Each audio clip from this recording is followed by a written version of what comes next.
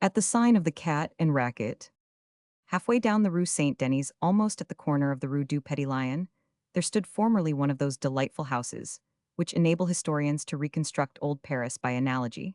The threatening walls of this tumble-down abode seemed to have been decorated with hieroglyphics, for what other name could the passerby give to the excess, and V's which the horizontal or diagonal timbers traced on the front outlined by little parallel cracks in the plaster. It was evident that every beam quivered. In its mortices at the passing of the lightest vehicle, this venerable structure was crowned by a triangular roof, of which no example will ere long be seen in Paris. This covering, warped by the extremes of the Paris climate, projected 3 feet over the roadway, as much to protect the threshold from the rainfall, as to shelter the wall of a loft, and its sill-less dormer window. This upper story was built of planks overlapping each other like slates in order no doubt not to overweight the frail house. One rainy morning in the month of March, a young man carefully wrapped in his cloak stood under the awning of a shop opposite this old house, which he was studying with the enthusiasm of an antiquary.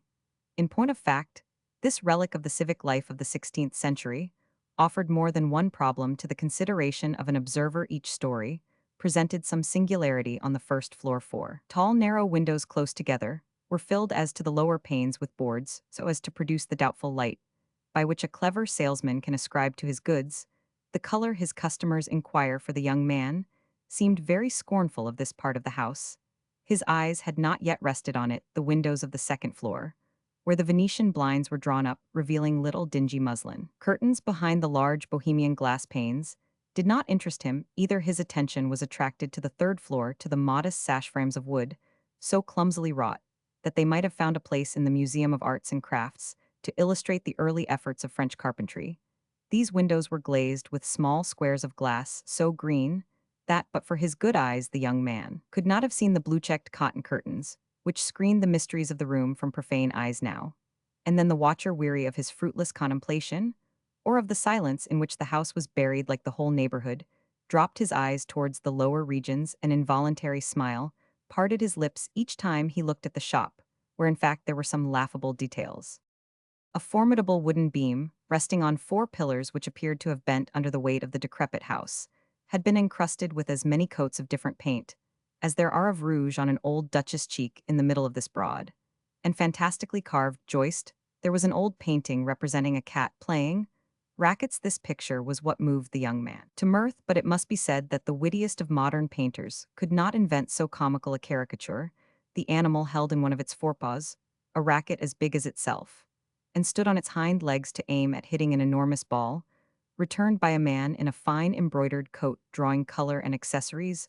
All were treated in such a way as to suggest that the artist had meant to make game of the shopowner and of the passing observer. Time, while impairing this artless painting, had made it yet more grotesque by introducing some uncertain features, which must have puzzled the conscientious idler. For instance, the cat's tail had been eaten into in such a way that it might now have been taken for the figure of a spectator. So long and thick and furry were the tails of our forefathers' cats. To the right of the picture, on an azure field, which ill disguised the decay of the wood, might be read the name Guillaume, and to the left, successor to Master Chevreul. Sun and rain had worn away most of the gilding, parsimoniously applied to the letters of the superscription, in which the us and v's had changed places in obedience to the laws of old-world orthography. To quench the pride of those who believe that the world is growing clever day by day, and that modern humbug surpasses everything, it may be observed that these signs, of which the origin seems so whimsical to many Paris merchants, are the dead pictures of once living pictures, by which our roguish ancestors contrived to tempt customers into their houses. Thus the spinning sow, the green monkey, and others were animals in cages whose skills astonished the passerby, and whose accomplishments prove the patience of the 15th century artisans. Such curiosities did more to enrich their fortunate owners than the signs of Providence, good faith, grace of God, and decapitation of John the Baptist, which may still be seen in the Rue Saint Denis. However, our stranger was certainly not standing there to admire the cat, which a minute's attention sufficed to stamp on his memory. The young man himself had his peculiarities. His cloak, folded after the manner of an antique drapery, showed a smart pair of shoes, all the more remarkable in the midst of the Paris mud, because he wore white silk stockings on which the splashes betrayed his impatience. He had just come, no doubt, from a wedding or a ball, for at this early hour he had in his hand a pair of white gloves, and his black hair, now out of curl and flowing over his shoulders, showed that it had been dressed a la Caracalla, a fashion introduced as much by David's school of painting as by the mania for Greek and Roman styles, which characterized the early years of this century. In spite of the noise made by a few market gardeners, who being late rattled passed towards the great marketplace at a gallop, the busy street lay, in a stillness of which the magic charm is known only to those who have wandered through deserted Paris at the hours, when its roar hushed for a moment rises and spreads in the distance like the great voice of the sea. This strange young man must have seemed as curious to the shopkeeping folk of the cat, and Racket as the cat and Racket was to him. A dazzlingly white cravat made his anxious face look even paler than it really was. The fire that flashed in his black eyes, gloomy and sparkling by turns, was in harmony with the singular outline of his features, with his wide, flexible mouth, hardened into a smile, his forehead knit with violent annoyance, had a stamp of doom. Is not the forehead the most prophetic feature of a man? When the stranger's brow expressed passion, the furrows formed in it were terrible in their strength and energy.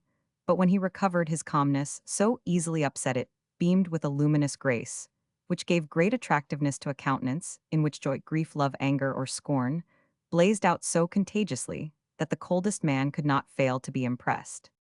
He was so thoroughly vexed by the time when the dormer window of the loft was suddenly flung open that he did not observe the apparition of three laughing faces, pink and white and chubby, but as vulgar as the face of commerce, as it is seen in sculpture, on certain monuments. These three faces, framed by the window, recalled the puffy cherubs floating among the clouds that surround God.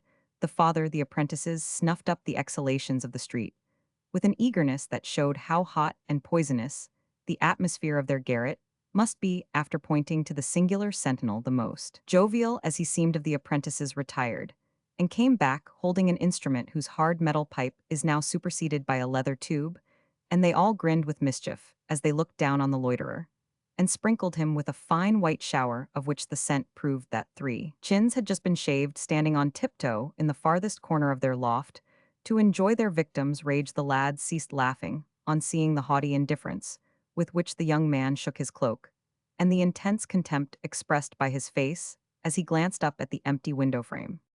At this moment, a slender white hand threw up the lower half of one of the clumsy windows on the third floor, by the aid of the sash runners of which the pulley so often suddenly gives way, and releases the heavy panes it ought to hold up. The watcher was then rewarded for his long waiting. The face of a young girl appeared as fresh as one of the white cups that bloom on the bosom of the waters, crowned by a frill of tumbled muslin, which gave her head a look of exquisite innocence, though wrapped in brown stuff. Her neck and shoulders gleamed here and there through little openings left by her movements in sleep. No expression of embarrassment detracted from the candor of her face, or the calm look of eyes immortalized long since in the sublime works of Raphael. Here were the same grace, the same repose as in those virgins, and now proverbial. There was a delightful contrast between the cheeks of that face on which sleep had as it were given high relief to a superabundance of life, and the antiquity of the heavy window with its clumsy shape and black sill, like those day-blowing flowers which in the early morning have not yet unfurled their cups, twisted by the chills of night. The girl, as yet hardly awake, let her blue eyes wander beyond the neighboring roofs to look at the sky. Then from habit she cast them down on the gloomy depths of the street, where they immediately met those of her adorer. Vanity no doubt distressed her at being seen in undress. She started back, the worn pulley gave way, and the sash fell with the rapid run, which in our day has earned for this artless invention of our forefathers an odious name, fenêtre à la guillotine. The vision had disappeared to the young man. The most radiant star of morning seemed to be hidden by a cloud. During these little incidents, the heavy inside shutters that protected the slight windows of the shop of the Cat and Racket had been removed. As if by magic, the old door with its knocker was opened back against the wall of the entry by a manservant, apparently coeval with the sign, who with a shaking hand hung upon it a square of cloth on which were embroidered in yellow silk the words Guillaume's successor to Chevreul. Passerby would have found it difficult to guess the class of trade carried on by Monsieur Guillaume between the strong iron bars which protected his shop windows on the outside. Certain packages, wrapped in brown linen, were hardly visible, though as numerous as herrings swimming in a shoal. Notwithstanding the primitive aspect of the Gothic front, Monsieur Guillaume, of all the merchant clothiers in Paris, was the one whose stores were always the best provided, whose connections were the most extensive, and whose commercial honesty never lay under the slightest suspicion. If some of his brethren in business made a contract with the government, and had not the required quantity of cloth, He was always ready to deliver it, however large. The number of pieces tendered for the wily dealer knew 1,000 ways of extracting the largest profits without being obliged like them to court patrons cringing to them, or making them costly presents, when his fellow tradesmen could only pay in good bills of long date. He would mention his notary as an accommodating man, and managed to get a second profit out of the bargain, thanks to this arrangement, which had made it a proverb among the traders of the Rue Saint Denis, "Heaven preserve you from Monsieur Guillaume's notary," to signify a heavy discount. The old merchant was to be seen standing on the threshold of his shop.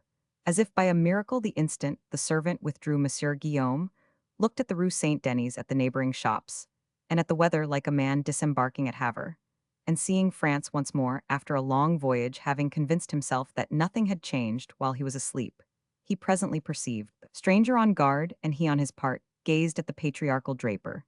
As Humboldt may have scrutinized the first electric eel he saw in America, Monsieur Guillaume wore loose black velvet breeches, pepper and salt stockings, and square-toed shoes, with silver buckles. His coat, with square-cut fronts, square-cut tails, and square-cut collar, clothed his slightly bent figure in greenish cloth finished with white metal buttons tawny from where his gray hair was so accurately combed and flattened over his yellow pate that it made it look like a furrowed field. His little green eyes, that might have been pierced with a gimlet flashed beneath arches, faintly tinged with red in the place of eyebrows' anxieties, had wrinkled his forehead with as many horizontal lines as there were creases in his coat. This colorless face expressed patience, commercial shrewdness, and the sort of wily cupidity which is needful in business at that time. These old families were less rare than they are now, in which the characteristic habits and costume of their calling, surviving in the midst of more recent civilization, were preserved as cherished traditions, like the antediluvian remains found by Cuvier in the quarries. The head of the Guillaume family was a notable upholder of ancient practices.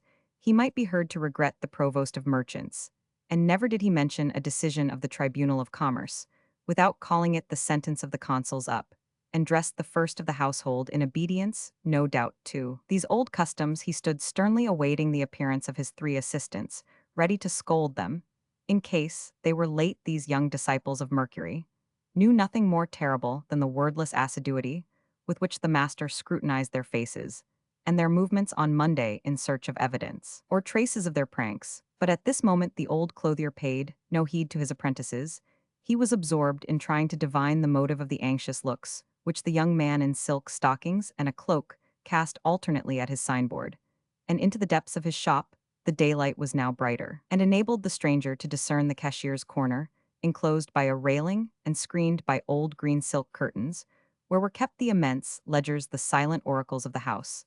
The 2 inquisitive gazers seemed to covet this little nook, and to be taking the plan of a dining room at one side, lighted by a skylight whence the family at meals could easily see the smallest incident that might occur at the shop door. So much affection for his dwelling seemed suspicious to a trader who had lived long enough to remember the law of maximum prices. Monsieur Guillaume naturally thought that this sinister personage had an eye to the till of the cat and racket. After quietly observing the mute duel which was going on between his master and the stranger, the eldest of the apprentices, having seen that the young man was stealthily watching the windows of the 3rd floor, ventured to place himself on the stone flag where Monsieur Guillaume was standing. He took 2 steps out into the street, raised his head, and fancied that he caught sight of Mademoiselle Augustine Guillaume in hasty retreat. The draper, annoyed by his assistant's perspicacity, shot a side glance at him, but the draper and his amorous apprentice were suddenly relieved from the fears which the young man's presence had excited in their minds. He hailed a hackney cab on its way to a neighboring stand, and jumped into it with an air of affected indifference. This departure was a balm to the hearts of the other 2 lads, who had been somewhat uneasy as to meeting the victim of their practical joke. "Well, gentlemen, what ails you that you are standing there with your arms folded?" said Monsieur Guillaume to his 3 neophytes. "In former days, bless you, when I was in Master Chevreul's service, I should have overhauled more than 2 pieces of cloth by this time." "Then it was daylight earlier," said the second assistant, whose duty this was. The old shopkeeper could not help smiling, though 2 of these young fellows, who were confided to his care by their fathers, rich manufacturers at Louviers, and at Sedan, had only to ask, and to have 100,000 francs the day, when they were old enough to settle in life. Guillaume regarded it as his duty to keep them under the rod of an old-world despotism, unknown nowadays in the showy modern shops, where the apprentices expect to be rich men at 30, he made them work like Negroes. These three assistants were equal to a business, which would harry 10 such clerks as those whose sybaritical tastes now swell the columns of the budget not. A sound disturbed the peace of this solemn house, where the hinges were always oiled, and where the meanest article of furniture showed the respectable cleanliness, which reveals strict order and economy. The most waggish of the three youths often amused himself by writing the date of its first appearance on the grier cheese which was left to their tender mercies at breakfast, and which it was their pleasure to leave untouched. This bit of mischief, and a few others of the same stamp, would sometimes bring a smile on the face of the younger of Guillaume's daughters, the pretty maiden who has just now appeared to the bewitched man in the street. Though each of these apprentices, even the eldest, paid a round sum for his board, not one of them would have been bold enough to remain at the master's table. When dessert was served, when Madame Guillaume talked of dressing the salad, the hapless youths trembled as they thought of the thrift with which her prudent hand dispensed the oil. They could never think of spending a night away from the house without having given, long before, a plausible reason for such an irregularity. Every Sunday, each in his turn, two of them accompanied the Guillaume family to Mass at St. Leu, and to vespers Mademoiselle Virginie and Augustine, simply attired in cotton print, each took the arm of an apprentice and walked in front under the piercing eye of their mother, who closed the little family procession with her husband, accustomed by her to carry two large prayer books bound in black morocco. The second apprentice received no salary as, for the eldest, whose 12 years of perseverance and discretion had initiated him into the secrets of the house, he was paid 800 francs a year. As the reward of his labors on certain family festivals, he received as a gratuity some little gift to which Madame Guillaume's dry and wrinkled hand alone gave valuated purses, which she took care to stuff with cotton wool to show off the fancy stitches, braces of the strongest make, or heavy silk stockings sometimes. But rarely this prime minister was admitted to share the pleasures of the family when they went into the country, or when, after waiting for months, they made up their mind to exert the right acquired by taking a box at the theater to command a piece which Paris had already forgotten. As to the other assistants, the barrier of respect which formerly divided a master draper from his apprentices was that they would have been more likely to steal a piece of cloth than to infringe this time-honored etiquette. Such reserve may now appear ridiculous, but these old houses were a school of honesty and sound morals. The masters adopted their apprentices. The young man's linen was cared for, mended, and often replaced by the mistress of the house. If an apprentice fell ill, he was the object of truly maternal attention in a case of danger. The master lavished his money in calling in the most celebrated physicians, for he was not answerable to their parents, merely for the good conduct and training of the lads. If one of them, whose character was unimpeachable, suffered misfortune, these old tradesmen knew how to value the intelligence he had displayed, and they did not hesitate to entrust the happiness of their daughters to men whom they had long trusted with their fortunes. Guillaume was one of these men of the old school, and if he had their ridiculous side, he had all their good qualities. And Joseph Lebas, the chief assistant, an orphan without any fortune, was in his mind destined to be the husband of Virginie, his elder daughter. But Joseph did not share the symmetrical ideas of his master, who would not, for an empire, have given his second daughter in marriage before the elder. The unhappy assistant felt that his heart was wholly given to Mademoiselle Augustine the younger. In order to justify this passion, which had grown up in secret, it is necessary to inquire a little further into the springs of the absolute government which ruled the old cloth merchant's household. Guillaume had two daughters. The elder, Mademoiselle Virginie, was the very image of her mother, Madame Guillaume, daughter of the seer. Chevril sat so upright in the stool behind her desk that more than once she had heard some wag bet that she was a stuffed figure. Her long, thin face betrayed exaggerated piety, devoid of attractions, or of amiable manners. Madame Guillaume commonly decorated her head that of a woman near on 60, with a cap of a particular and unvarying shape, with long lappets like that of a widow in all the neighborhood. She was known as the portress nun. Her speech was curt, and her movements had the stiff precision of a semaphore. Her eye, with a gleam in it, like a cat's, seemed to spite the world, because she was so ugly. Mademoiselle Virginie, brought up like her younger sister, under the domestic rule of her mother, had reached the age of 28. Youth mitigated the graceless effect which her likeness to her mother sometimes gave to her features, but maternal austerity had endowed her with two great qualities, which made up for everything. She was patient and gentle. Mademoiselle Augustine, who was but just 18, was not like either her father or her mother. She was one of those daughters whose total absence of any physical affinity with their parents makes one believe in the adage God gives children. Augustine was little, or to describe her more truly delicately made full of gracious candor. A man of the world could have found no fault in the charming girl, beyond a certain meanness of gesture or vulgarity of attitude. And sometimes a want of ease, her silent and placid face was full of the transient melancholy, which comes over all young girls who are too weak to dare to resist their mother's will. The two sisters, always plainly dressed, could not gratify the innate vanity of womanhood, but by a luxury of cleanliness which became them wonderfully, and made them harmonize with the polished counters and the shining shelves on which the old manservant never left a speck of dust, and with the old-world simplicity of all they saw about them, as their style of living compelled them to find the elements of happiness in persistent work. Augustine and Virginie had hitherto always satisfied their mother, who secretly prided herself on the perfect characters of her two daughters. It is easy to imagine the results of the training they had received, brought up to a commercial life. Accustomed to hear nothing but dreary arguments and calculations about trade, having studied nothing but grammar, bookkeeping, a little Bible history, and the history of France in Laragua, and never reading any book but what their mother would sanction, their ideas had not acquired much scope. They knew perfectly how to keep house. They were familiar with the prices of things, they understood the difficulty of amassing money, they were economical, and had a great respect for the qualities that make a man of business. Although their father was rich, they were as skilled in darning as in embroidery. Their mother often talked of having them taught to cook so that they might know how to order a dinner, and scold a cook with due knowledge. They knew nothing of the pleasures of the world.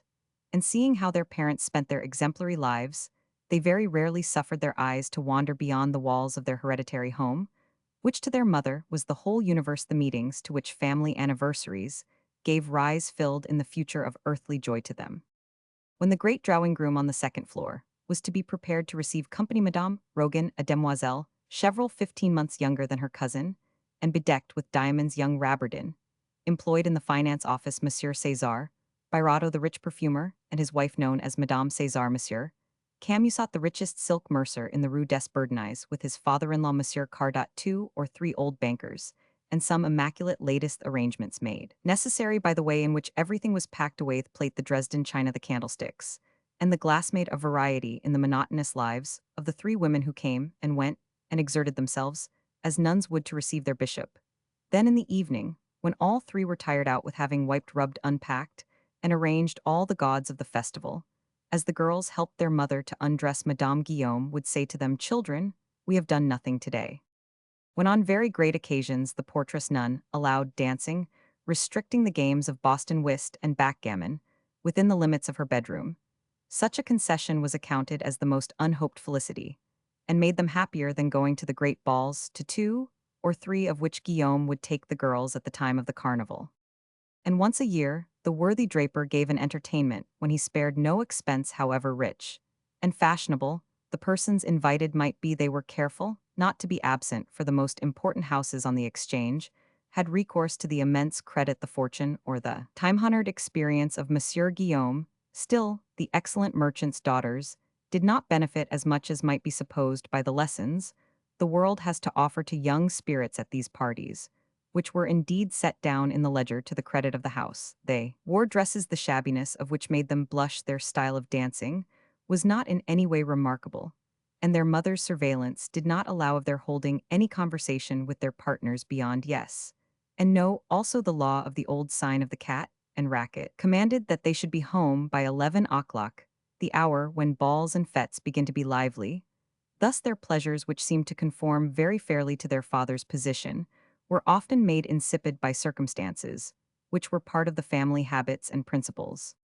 As to their usual life, one remark will sufficiently paint it.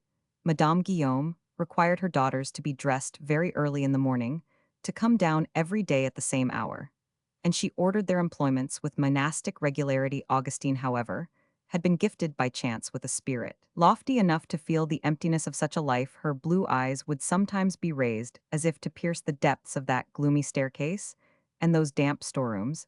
After sounding the profound cloistral silence, she seemed to be listening to remote, inarticulate revelations of the life of passion, which accounts feelings as of higher value than things, and at such moments her cheek would flush, her idle hands would lay the muslin sewing on the polished oak counter, And presently her mother would say, in a voice of which even the softest tones were sour, Augustine, my treasure, what are you thinking about it? Is possible that two romances discovered by Augustine, in the cupboard of a cook Madame Guillaume, had lately discharged Hippolyte Comte de Douglas and Le Comte de Commingesme, have contributed to develop the ideas of the young girl who had devoured them in secret during the long nights of the past winter.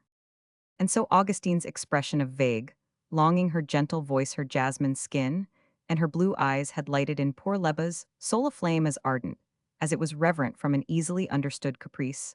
Augustine felt no affection for the orphan perhaps. She did not know that he loved her on the other hand, the senior apprentice with his long legs, his chestnut hair, his big hands and powerful frame, had found a secret admirer in Mademoiselle Virginie, who in spite of her dower of 50,000 crowns had as yet no suitor. Nothing could be more natural than these two passions at cross purposes, born in the silence of the dingy shop. As violets bloom in the depths of a wood, the mute and constant looks, which made the young people's eyes meet by sheer need of change in the midst of persistent work and cloistered peace, was sure sooner or later to give rise to feelings of love. The habit of seeing always the same face leads insensibly to our reading there the qualities of the soul, and at last effaces all its defects. At the pace at which that man goes, our girls will soon have to go on their knees to a suitor, said Monsieur Guillaume to himself, as he read the first decree by which Napoleon drew in advance on the conscript classes.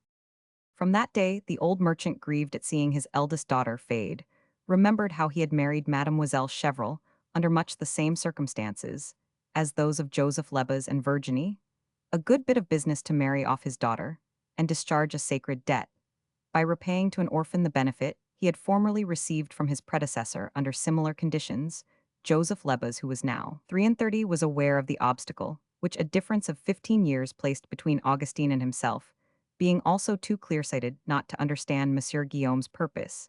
He knew his inexorable principles well enough to feel sure that the second would never marry before the elder, so the hapless assistant, whose heart was as warm as his legs were long, and his chest deep, suffered in silence. This was the state of the affairs in the tiny republic, which in the heart of the Rue Saint-Denis was not unlike a dependency of La Trappe. But to give a full account of events as well as of feelings, it is needful to go back to some months before the scene with which this story opens. At dusk one evening, young man passing the darkened shop of the Cat and Racket had paused for a moment to gaze at a picture which might have arrested every painter in the world. The shop was not yet lighted, and was as a dark cave beyond which the dining room was visible. A hanging lamp shed the yellow light which lends such charm to pictures of the Dutch school. The white linen, the silver, the cut glass were brilliant accessories, and made more picturesque by strong contrasts of light and shade the figures of the head of the family and his wife, the faces of the apprentices, and the pure form of Augustine, near whom a fat, chubby-cheeked maid was standing, composed so strange a group. The heads were so singular, and every face had so candid an expression. It was so easy to read the peace, the silence, the modest way of life in this family, that to an artist accustomed to render nature, there was something hopeless in any attempt to depict this scene. Come upon by chance, the stranger was a young painter, who 7 years before had gained the first prize for painting. He had now just come back from Rome, his soul full-fed with poetry, his eyes, satiated with Raphael and Michelangelo, thirsted for real nature after long dwelling in the pompous land where art has everywhere left something grandiose, right or wrong. This was his personal feeling. His heart, which had long been a prey to the fire of Italian passion, craved one of those modest and meditative maidens, whom in Rome he had unfortunately seen only in painting from the enthusiasm produced in his excited fancy by the living picture before him. He naturally passed to a profound admiration for the principal figure. Augustine seemed to be pensive, and did not eat by the arrangement of the lamp. The light fell full on her face, and her bust seemed to move in a circle of fire which threw up the shape of her head and illuminated it with almost supernatural effect. The artist involuntarily compared her to an exiled angel dreaming of heaven, an almost unknown emotion. A limpid, seething love flooded his heart. After remaining a minute overwhelmed by the weight of his ideas, he tore himself from his bliss, went home, ate nothing, and could not sleep. The next day he went to his studio, and did not come out of it till he had placed on canvas the magic of the scene of which the memory had in a sense made him a devotee. His happiness was incomplete till he should possess a faithful portrait of his idol. He went many times past the house of the Cat and Racket. He even ventured in once or twice under a disguise to get a closer view of the bewitching creature that Madame Guillaume covered with her wing for 8 whole months devoted to his love.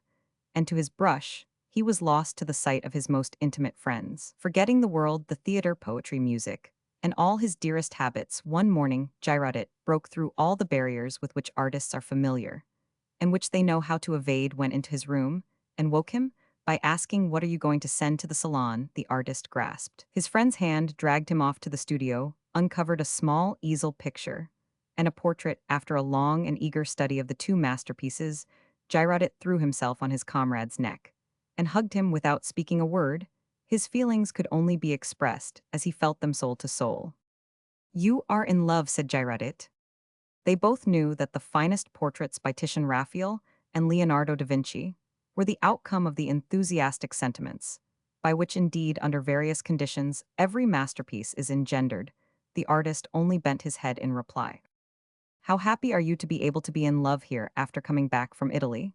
But I do not advise you to send such works as these to the salon." The great painter went on. "You see, these two works will not be appreciated. Such true coloring, such prodigious work, cannot yet be understood. The public is not accustomed to such depths. The pictures we paint, my dear fellow, are mere screens. We should do better to turn rhymes and translate the antique poets. There is more glory to be looked for there than from our luckless canvases." Notwithstanding this charitable advice, the two pictures were exhibited. The interior made a revolution in painting. It gave birth to the pictures of genre, which pour into all our exhibitions in such prodigious quantity that they might be supposed to be produced by machinery. As to the portrait, few artists have forgotten that lifelike work, and the public, which as a body is sometimes discerning, awarded it the crown which Racket himself had hung over it. The two pictures were surrounded by a vast throng. They fought for places, as women say. Speculators and moneyed men would have covered the canvas with double Napoleons. But the artist obstinately refused to sell or to make replicas. An enormous sum was offered him for the right of engraving them, and the printsellers were not more favored than the amateurs.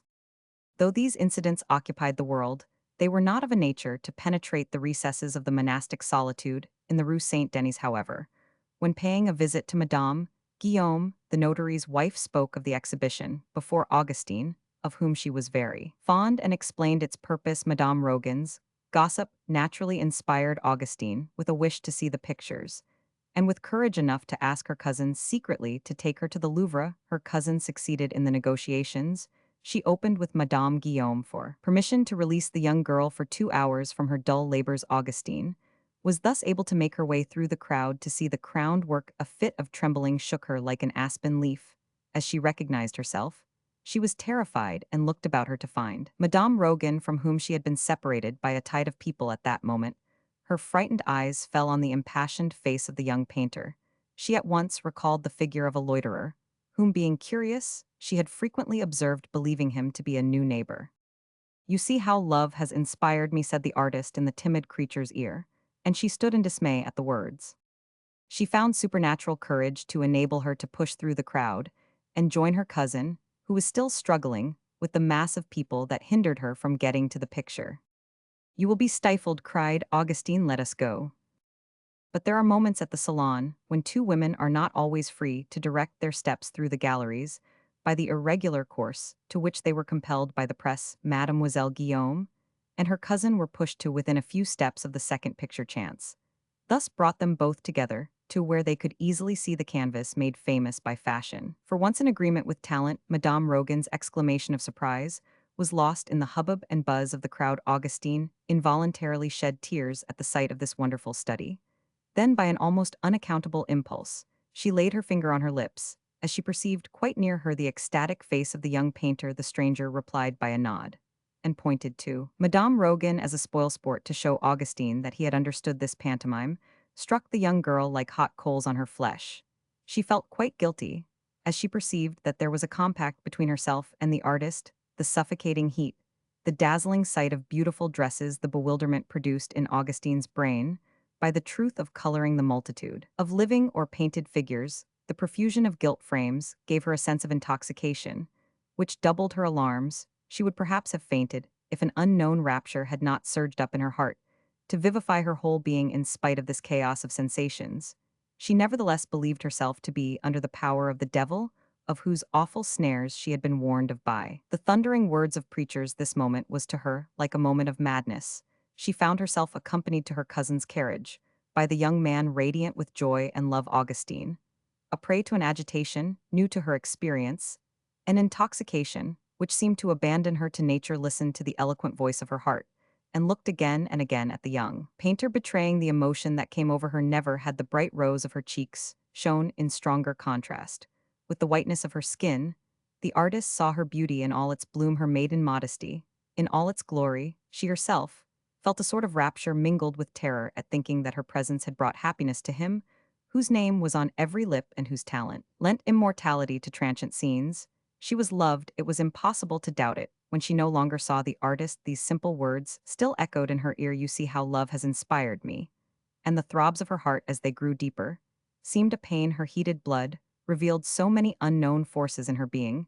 She affected a severe headache to avoid replying to her cousin's questions concerning the pictures. But on their return, Madame Rogan could not forbear from speaking to Madame Guillaume of the fame that had fallen on the house of the cat, and Racket, and Augustine quaked in every limb as she heard her mother say that she should go to the salon to see her house there. The young girl again declared herself suffering and obtained leave to go to bed. "That is what comes of sightseeing," exclaimed Monsieur Guillaume, a headache. "And is it so very amusing to see in a picture what you can see any day in your own street? Don't talk to me of your artists like writers. They are a starveling crew. Why the devil need they choose my house to flout it in their pictures? It may help to sell a few ells more of cloth," said Joseph Lebes. This remark did not protect art and thought from being condemned once again before the judgment seat of trade. As may be supposed, these speeches did not infuse much hope into Augustine, who during the night gave herself up to the first meditations of love. The events of the day were like a dream, which it was a joy to recall to her mind. She was initiated into the fears, the hopes, the remorse, all the ebb and flow of feeling which could not fail to toss a heart so simple and timid as hers.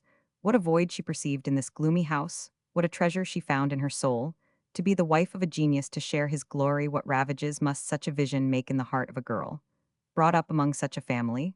What hopes must it raise in a young creature, who in the midst of sordid elements had pined for a life of elegance? A sunbeam had fallen into the prison. Augustine was suddenly in love. So many of her feelings were soothed, that she succumbed without reflection. At 18, does not love hold a prism between the world and the eyes of a young girl? She was incapable of suspecting the hard facts, which result from the union of a loving woman with a man of imagination, and she believed herself called to make him happy, not seeing any disparity between herself and him. To her, the future would be as the present. When next day her father and mother returned from the salon, their dejected faces proclaimed some disappointment. In the first place, the painter had removed the two pictures, and then Madame Guillaume had lost her cashmere shawl, but the news that the pictures had disappeared from the walls, since her visit, revealed to Augustine a delicacy of sentiment, which a woman can always appreciate even by instinct. On the morning, when on his way home from a ball, Theodore de Sommervieux, this was the name which fame had stamped on Augustine's hearth, had been squirted on by the apprentices, while awaiting the appearance of his artless little friend, who certainly did not know that he was there. The lovers had seen each other for the fourth time, only since their meeting at the salon. The difficulties which the rule of the house placed in the way of the painter's ardent nature gave added violence to his passion for Augustine. How could he get near to a young girl, seated in a counting-house between two such women as Mademoiselle Virginie and Madame Guillaume? How could he correspond with her, when her mother never left her side? Ingenious as lovers are to imagine woes, Theodore saw a rival in one of the assistants to whose interests he supposed the others to be devoted. If he should evade these sons of Argus, he would yet be wrecked under the stern eye of the old draper, or of Madame Guillaume. The very vehemence of his passion hindered the young painter from hitting on the ingenious expedients which in prisoners and in lovers seem to be the last effort of intelligence. Spurred by a wild craving for liberty, or by the fire of love, Theodore wandered about the neighborhood with the restlessness of a madman, as though movement might inspire him with some device. After racking his imagination, it occurred to him to bribe the blousy waiting maid with gold. Thus a few notes were exchanged at long intervals during the fortnight following the ill-starred morning, when Monsieur Guillaume and Theodore had so scrutinized one another. At the present moment, the young couple had agreed to see each other at a certain hour of the day, and on Sunday at Saint Leu during Mass and Vespers, Augustine had sent her Theodore a list of the relations and friends of the family, to whom the young painter tried to get access in the hope of interesting, if it were possible in his love affairs. One of these souls absorbed in money, and trade to whom a genuine passion must appear a quite monstrous speculation, a thing unheard of nothing. Meanwhile was altered at the sign of the cat. And Racket, if Augustine was absent-minded, if against all obedience to the domestic code, she stole up to her room to make signals by means of a jar of flowers. If she sighed, if she were lost in thought, no one observed it, not even her mother. This will cause some surprise to those who have entered into the spirit of the household, where an idea tainted with poetry would be in startling contrast to persons and things, where no one could venture on a gesture, or a look which would not be seen, and analyzed. Nothing, however, could be more natural. The quiet bark that navigated the stormy waters of the Paris Exchange under the flag of the Cat and Racket was just now in the toils of one of these tempests which, returning periodically, might be termed equinoctial for the last fortnight. The 5 men forming the crew, with Madame Guillaume and Mademoiselle Virginie, had been devoting themselves to the hard labor known as stock-taking. Every bale was turned over, and the length verified to ascertain the exact value of the remnant. The ticket attached to each parcel was carefully examined to see at what time the piece had been bought. The retail price was fixed. Monsieur Guillaume, always on his feet, his pen behind his ear, was like a captain commanding the working of the ship. His sharp tones, spoken through a trapdoor, to inquire into the depths of the hold in the cellar store, gave utterance to the barbarous formulas of trade jargon, which find expression only in cipher. How much HNZ all sold? What is left of Q Roman 10 2? L's at what price? 55 3 set down A at 3, with all of JJ all of Roman 1000 P. And what is left of Roman 5 Roman 500 OA 100? Other injunctions, equally intelligible, were spouted over the counters like verses of modern poetry quoted by romantic spirits to excite each other's enthusiasm. For one of their poets in the evening, Guillaume, shut up with his assistant, and his wife balanced his accounts, carried on the balance, wrote to debtors in arrears, and made out bills. All three were busy over this enormous labor, of which the result could be stated on a sheet of foolscap, proving to the head of the house that there was so much to the good in hard cash, so much in goods, so much in bills and notes, that he did not owe a sou, that 100 or 200,000 francs were owing to him, that the capital had been increased, that the farmlands, the houses, or the investments were extended or repaired or doubled, whence it became necessary to begin again with increased ardor to accumulate more crown pieces, without its ever entering the brain of these laborious ants to ask to what end. Favored by this annual turmoil, the happy Augustine escaped the investigations of her argusied relations. At last, one Saturday evening, the stock-taking was finished. The figures of the sum total showed a row of zeros long enough to allow Guillaume, for once, to relax the stern rule as to desert which reigned throughout the year. The shrewd old draper rubbed his hands and allowed his assistants to remain at table.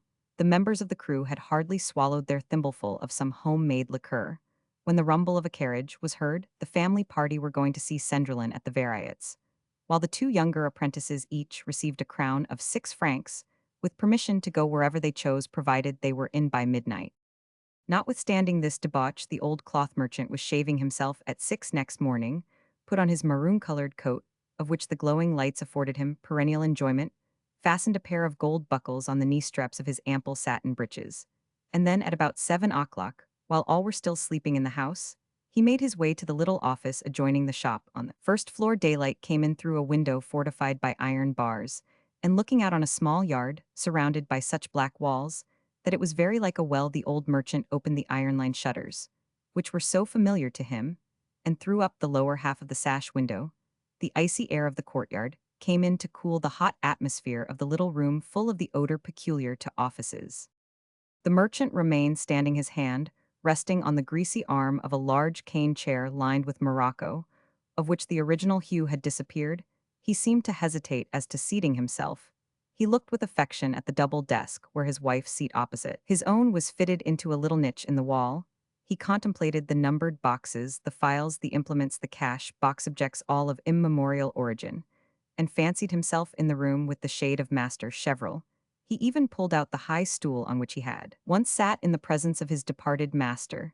This stool, covered with black leather, the horsehair showing at every corner as it had long done without, however, coming out, he placed with a shaking hand on the very spot where his predecessor had put it, and then, with an emotion difficult to describe, he pulled a bell which rang at the head of Joseph Leba's bed.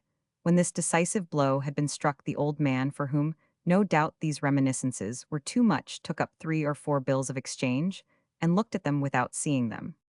Suddenly, Joseph Lebas stood before him. "Sit down there," said Guillaume, pointing to the stool. As the old master draper had never yet bid his assistant be seated in his presence, Joseph Lebas was startled. "What do you think of these notes?" asked Guillaume. "They will never be paid." "Why?" "Well, I heard the day before yesterday Etienne and Co. had made their payments in gold." "Oh, oh," said the draper, "well, one must be very ill to show one's bile. Let us speak of something else, Joseph. The stock-taking is done." "Yes, monsieur, and the dividend is one of the best you have ever made." "Do not use newfangled words," say the prophets, Joseph. "Do you know, my boy, that this result is partly owing to you? And I do not intend to pay you a salary any longer. Madame Guillaume has suggested to me to take you into partnership. Guillaume and Lebas will not that make a good business name. We might add and Co. to round off the firm's signature." Tears rose to the eyes of Joseph Lebas, who tried to hide them. "Oh, Monsieur Guillaume, how have I deserved such kindness? I only do my duty. It was so much already that you should take an interest in a poor orph." He was brushing the cuff of his left sleeve with his right hand, and dared not look at the old man, who smiled as he thought that this modest young fellow, no doubt, needed, as he had needed once on a time, some encouragement to complete his explanation. "To be sure," said Virginie's father, "you do not altogether deserve this favor, Joseph. You have not so much confidence in me as I have in you." The young man looked up quickly. "You know all the secrets of the cash box. For the last 2 years, I have told you almost all my concerns. I have sent you to travel in our goods. In short, I have nothing on my conscience as regards you, but Yao you have a soft place. And you have never breathed a word of it." Joseph Lebas blushed. "Aha," cried Guillaume.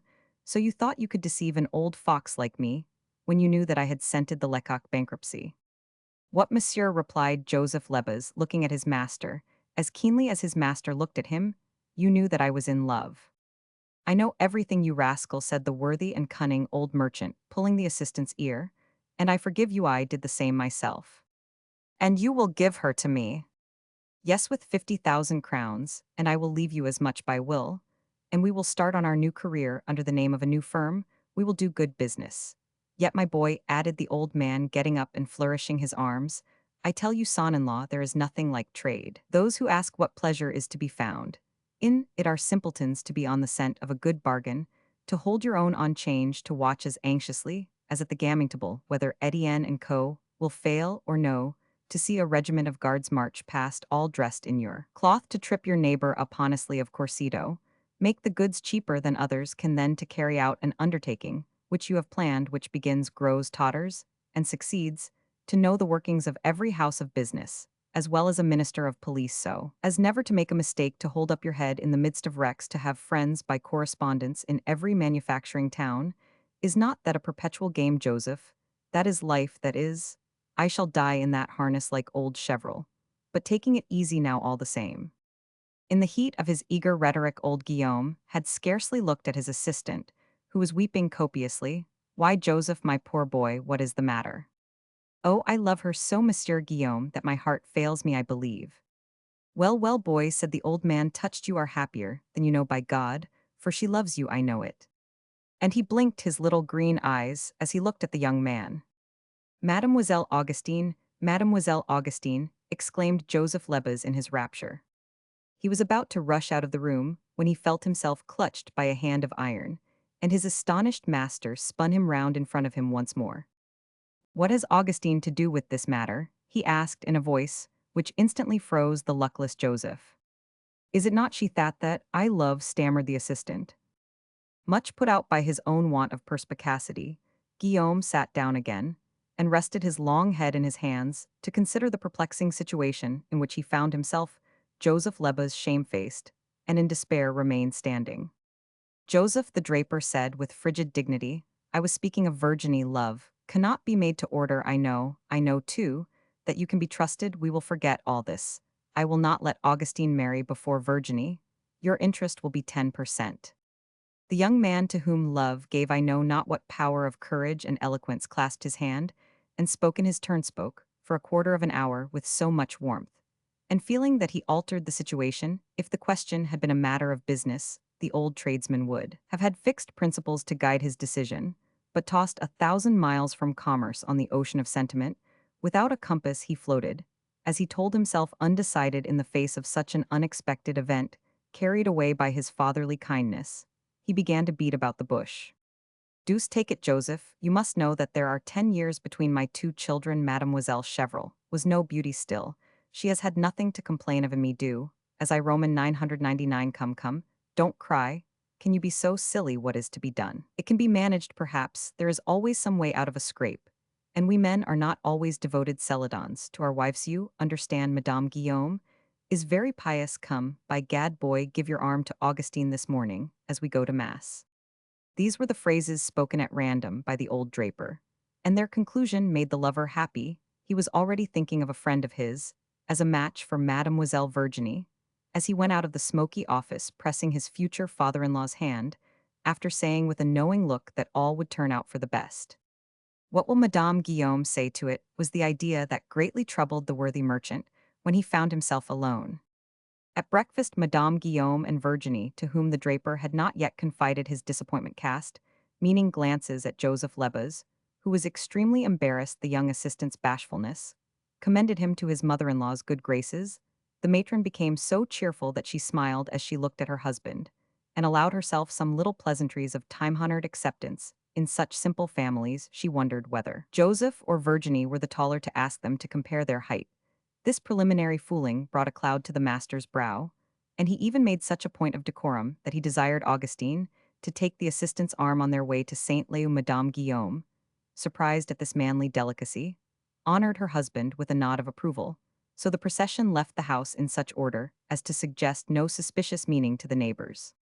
"Does it not seem to you, Mademoiselle Augustine," said the assistant, and he trembled that the wife of a merchant whose credit is as good as Monsieur Guillaume's, for instance, might enjoy herself a little more than Madame your mother, does might wear diamonds, sir, keep a carriage for my part, if I were to marry? I should be glad to take all the work.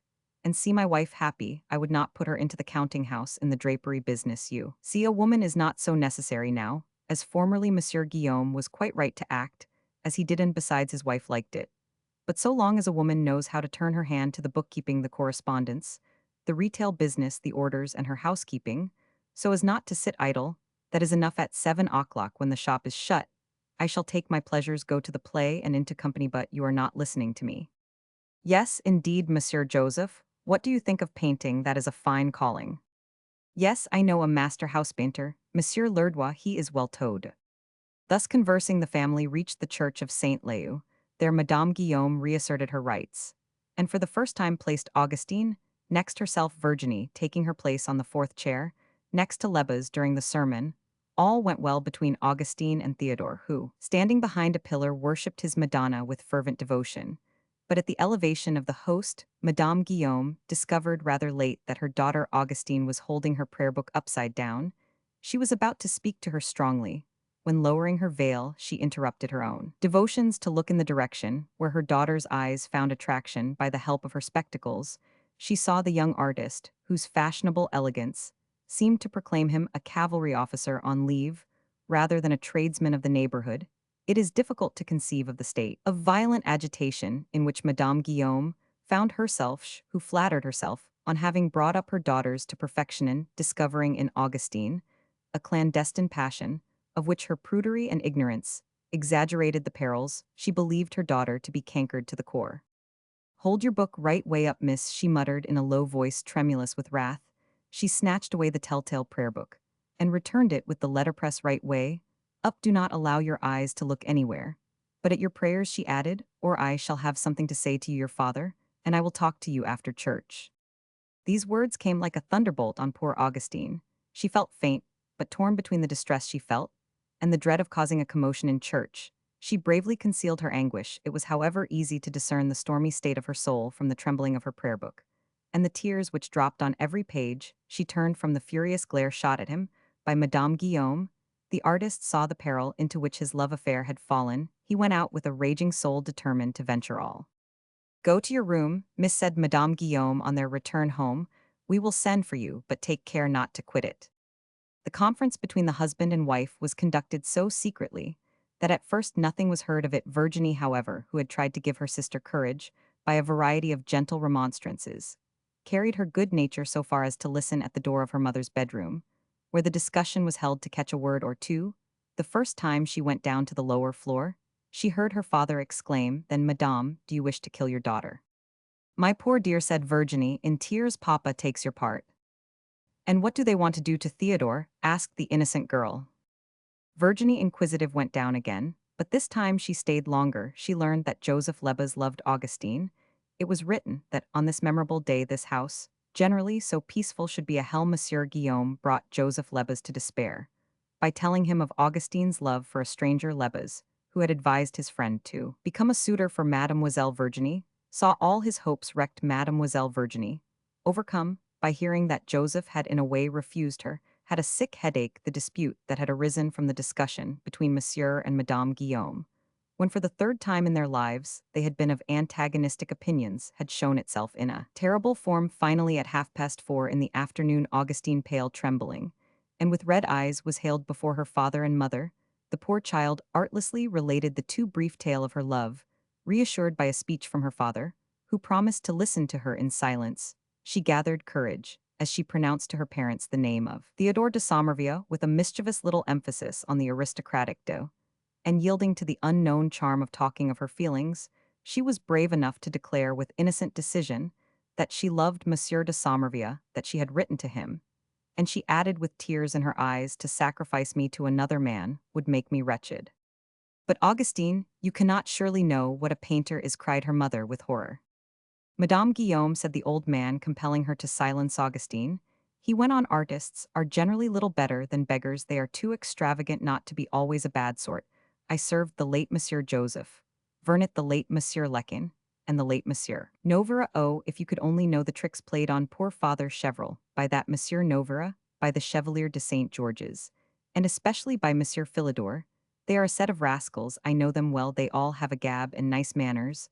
Ah, your Monsieur Sumer Sam de Sommerville, papa."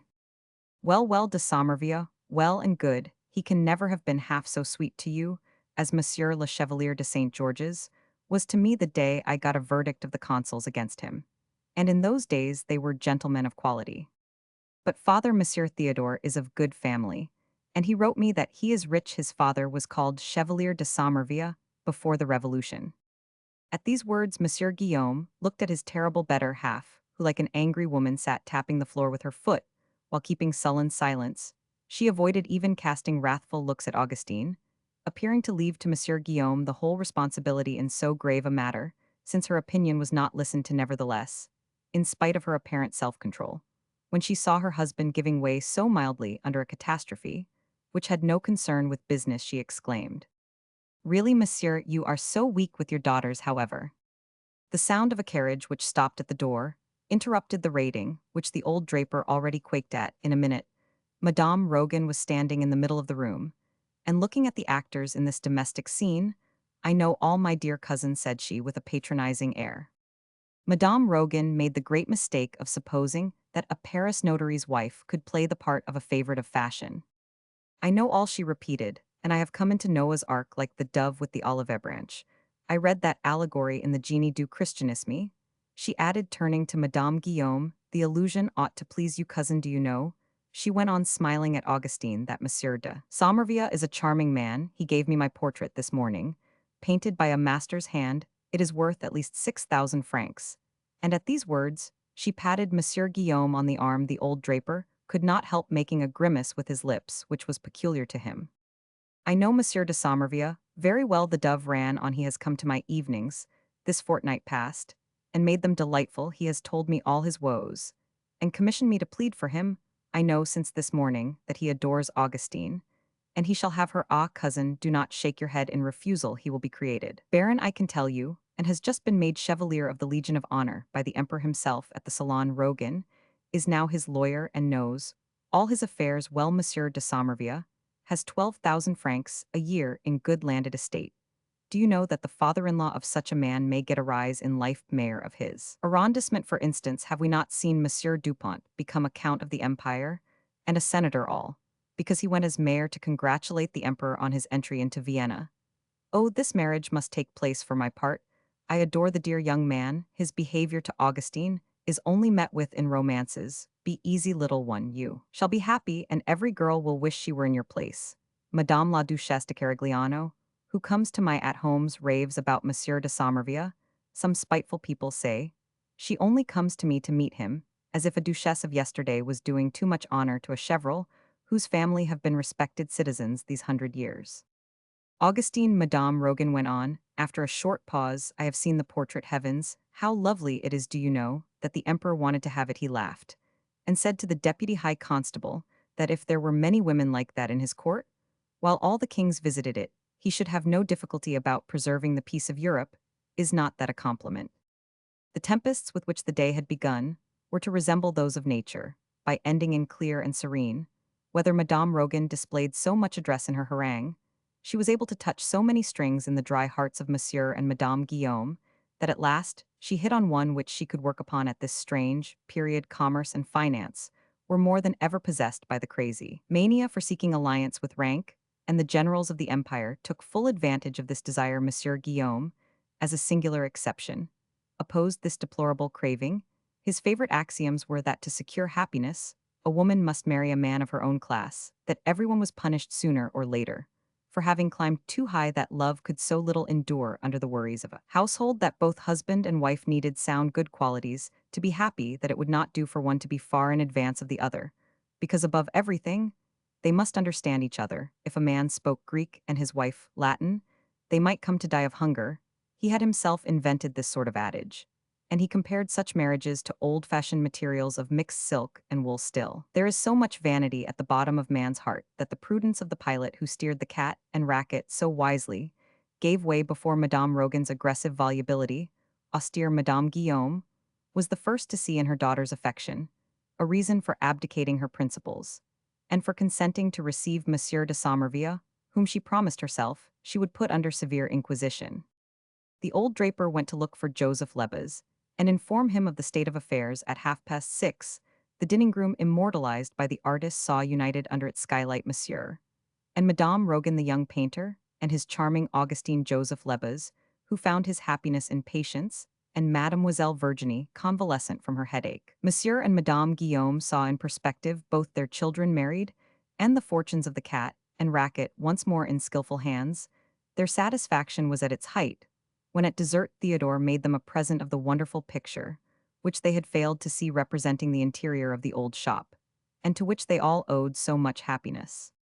"Isn't it pretty?" cried Guillaume, "and to think that anyone would pay 30,000 francs for that." "Because you can see my lappets in it," said Madame Guillaume. "And the cloth unrolled," added Lebas. "You might take it up in your hand." "Drapery always comes out well," replied the painter.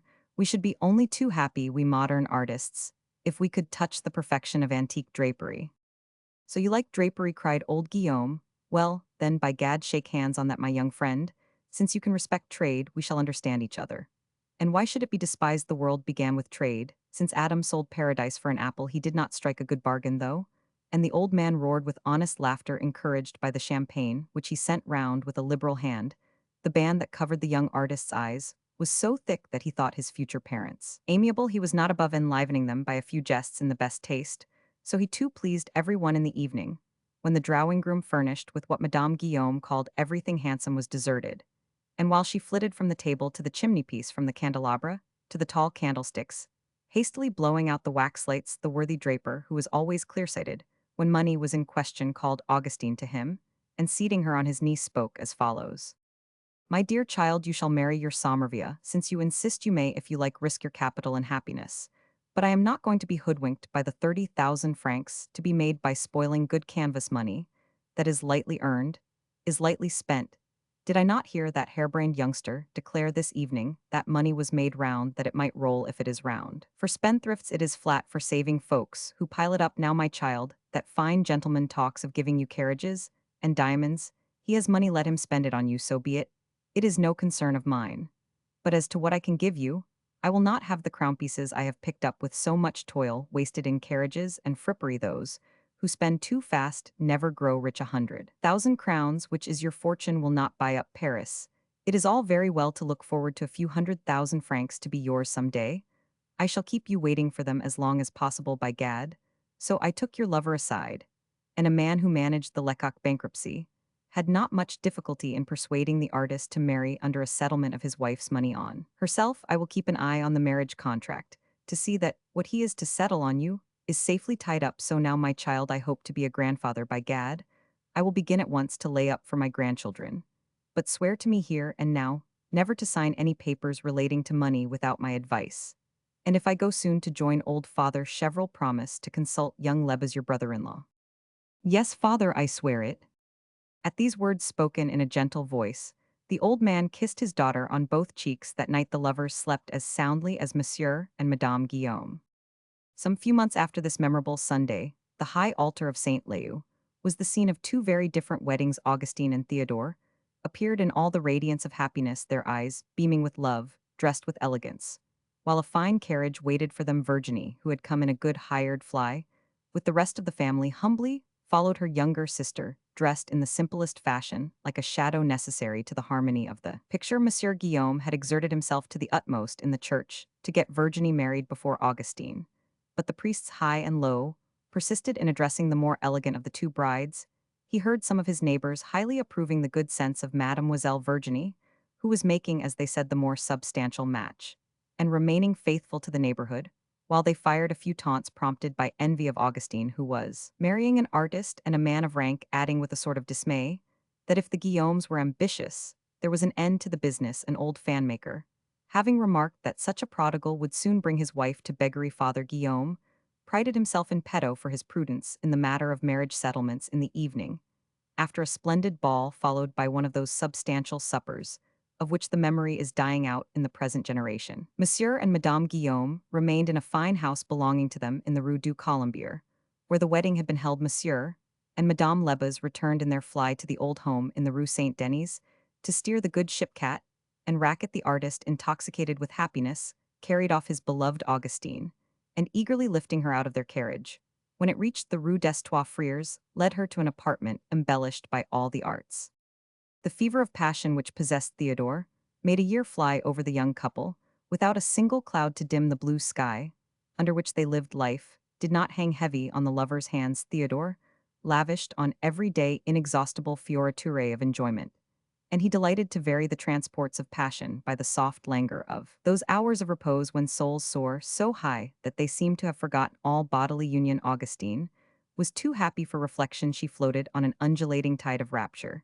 She thought she could not do enough by abandoning herself to sanctioned and sacred, married love, simple and artless. She had no coquetry, no reserves, none of the dominion which a worldly-minded girl acquires over her husband by ingenious caprice. She loved too well to calculate for the future, and never imagined that so exquisite a life could come to an end happy in being her husband's sole delight. She believed that her inextinguishable love would always be her greatest grace in his eyes, as her devotion and obedience would be a perennial charm, and indeed the ecstasy of love had made her so brilliantly lovely that her beauty filled her with pride, and gave her confidence that she could always reign over a man so easy to kindle as Monsieur de Sommerville.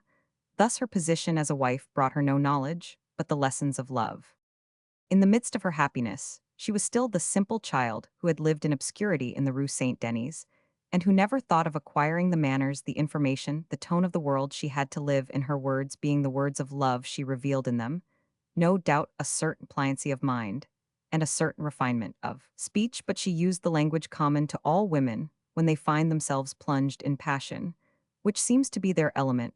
When by chance Augustine expressed an idea that did not harmonize with Theodore's, the young artist laughed, as we laugh at the first mistakes of a foreigner, though they end by annoying us if they are not corrected. In spite of all this love-making, by the end of this year, as delightful as it was swift, Sommerville felt one morning the need for resuming his work, and his old habits. His wife was expecting their first child. He saw some friends again during the tedious discomforts of the year.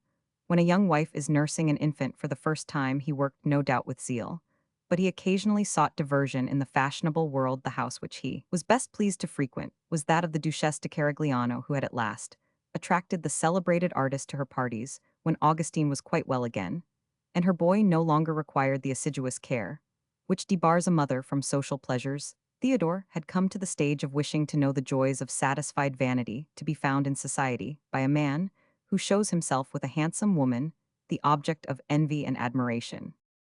To figure in drawing rooms with the reflected luster of her husband's fame, and to find other women envious of her was to Augustine a new harvest of pleasures. But it was the last gleam of conjugal happiness. She first wounded her husband's vanity, when in spite of vain efforts she betrayed her ignorance, the inelegance of her language and the narrowness of her ideas Somervia's, nature subjugated for nearly 2 years and a half.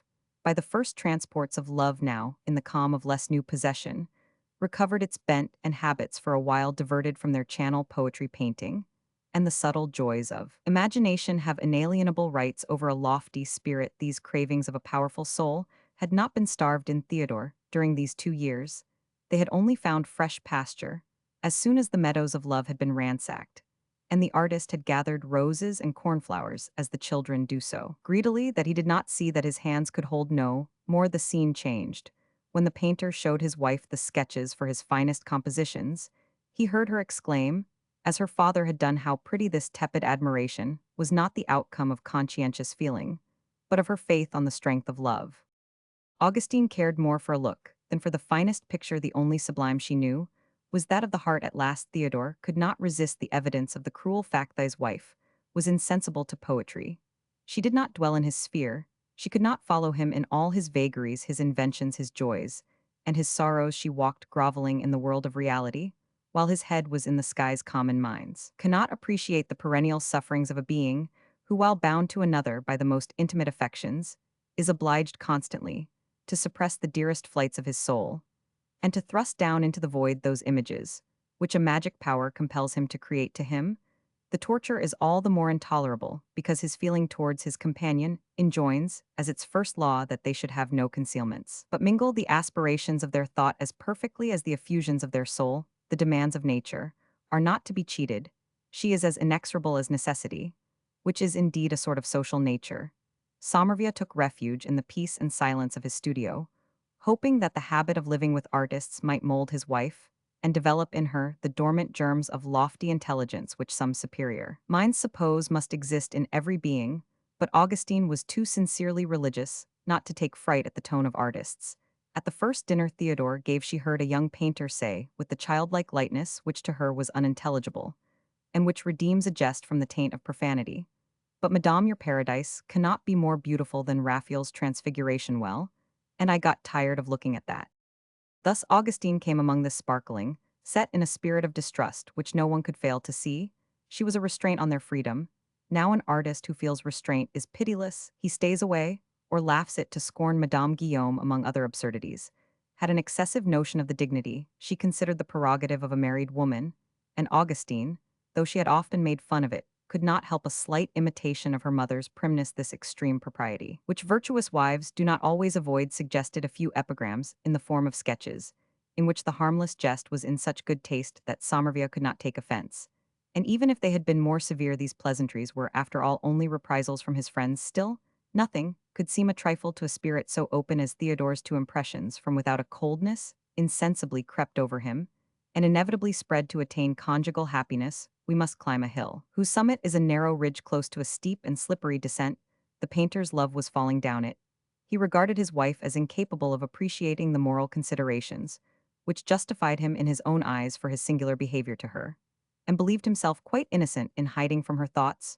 She could not enter into and peccadilloes outside the jurisdiction of a bourgeois conscience. Augustine wrapped herself in sullen and silent grief. These unconfessed feelings placed a shroud between the husband and wife which could not fail to grow thicker day by day. Though her husband never failed in consideration for her, Augustine could not help trembling as she saw that he kept for the outer world those treasures of wit and grace that he formerly would lay at her feet. She soon began to find sinister meaning in the jocular speeches that are current in the world. As to the inconstancy of men, she made no complaints, but her demeanor conveyed reproach. 3 years after her marriage, this pretty young woman who dashed past in her handsome carriage, and lived in a sphere of glory and riches to the envy of heedless folk, incapable of taking a just view of the situations of life, was a prey to intense grief. She lost her color, she reflected, she made comparisons, then sorrow unfolded to her the first lessons of experience. She determined to restrict herself bravely within the round of duty, hoping that by this generous conduct she might sooner or later win back her husband's love. But it was not so when Sommerville fired with work came. In from his studio, Augustine did not put away her work so quickly, but that the painter might find his wife mending the household linen, and his own with all the care of a good housewife, she supplied generously. And without a murmur the money needed for his lavishness, but in her anxiety to husband her dear Theodore's fortune, she was strictly economical for herself, and in certain details of domestic management, such conduct is incompatible with the easygoing habits of artists, who at the end of their life have enjoyed it so keenly that they never inquire into the causes of their ruin.